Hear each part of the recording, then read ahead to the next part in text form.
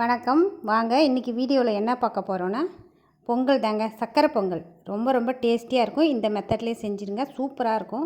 வாங்க எப்படி செய்யலாம் பார்க்கலாம். பார்க்கவே சூப்பராக இருக்குங்களா, சாப்பிடவும் செம்ம சூப்பராக இருக்கும். அதுக்கு இந்த மாதிரி ஒரு ஆழாக்குன்னு சொல்லுவோம், இது சேருன்னு சொல்லுவோம். இதுக்கு ஒரு கப்பு, அதாவது ஒரு ஆழாக்கு அரிசி எடுத்துக்கோங்க. 1/4 ஆழாக்கு பாசிப்பருப்பு எடுத்துக்கோங்க. கடலைப்பருப்பு 1 ஸ்பூன் சேர்த்துருக்கேன். கடலைப்பருப்பு சேர்த்து செய்யும்போது ரொம்பவே டேஸ்டியாக இருக்கும். ஊற வச்சுக்கோங்க ஒரு 15 நிமிஷத்துக்கு. நல்லா கழுவிடுங்க 5-6 தடவை.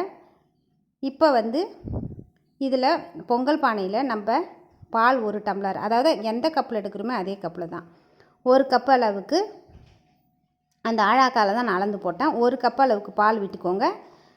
5 கப் அளவுக்கு தண்ணி வச்சுக்கோங்க. தண்ணி பத்தலைனாலும் நீங்கள் அப்புறமா சுடு தண்ணி விட்டு கொதிக்க வச்சு அது கூட விட்டுக்கலாம். இப்போ பாருங்கள், பால் நல்லா பொங்கி வந்துடுச்சு. இந்த டைமில் நம்ம களைஞ்சி வச்சுருந்த அரிசியை இது கூட சேர்த்துக்கோங்க. சேர்த்துட்டு நல்லா கிளறி விட்டுடுங்க. நல்லா தலைன்னு இருக்குங்க இந்த பொங்கல், டேஸ்டியாகவே இருக்கும். கடலைப்பருப்பு போடும்போது நல்லாவே ஒரு டேஸ்ட்டு கிடைக்கும். நீங்கள் கண்டிப்பாக போட்டு பாருங்கள், போட்டுட்டு கமெண்ட் பண்ணுங்கள். பாருங்கள், நல்லா கொதி வருதுங்களா, நல்லா கிளறி விட்டுக்கிட்டே இருங்க. இப்போ 3/4 பதம் நல்லா வெந்து போச்சு.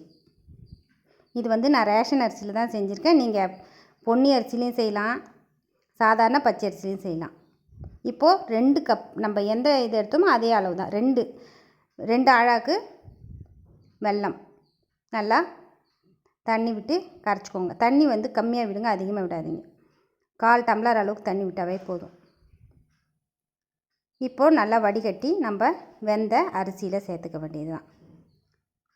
நான் கொஞ்சம் கொஞ்சமாக சேர்த்துருக்கேன். கரெக்டாக இருந்தது. இந்த பாத்திரத்துக்கும் அந்த பொங்கலுக்கும் கரெக்டான சைஸ்.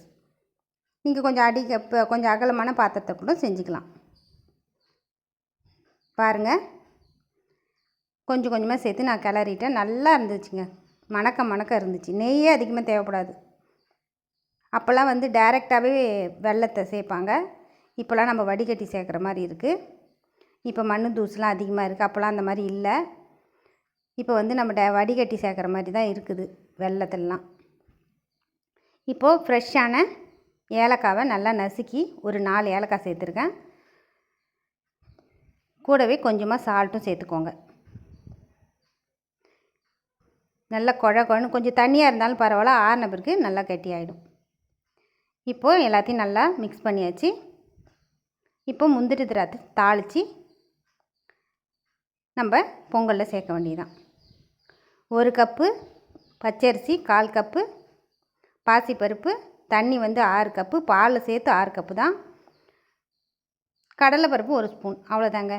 இந்த வீடியோ பிடிச்சிருந்தனா லைக் பண்ணுங்கள், ஷேர் பண்ணுங்கள், கமெண்ட் பண்ணுங்கள், மறக்காமல் சப்ஸ்கிரைப் பண்ணுங்கள். நன்றி.